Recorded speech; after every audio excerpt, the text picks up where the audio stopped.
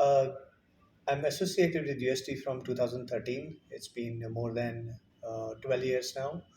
And I'm currently a QA lead um, and leading a team of 4 people. Uh, Workshop has been excellent, and especially the trainers, um, they have been to the subject and a lot of information. I could not ask for more from this workshop. One. Yeah, in fact, some things I have,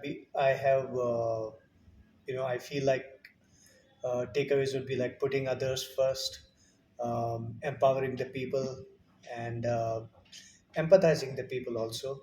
And yeah, and especially core values. They have been, subjective, and I have got, I think, a clear idea of, how to implement them. Absolutely.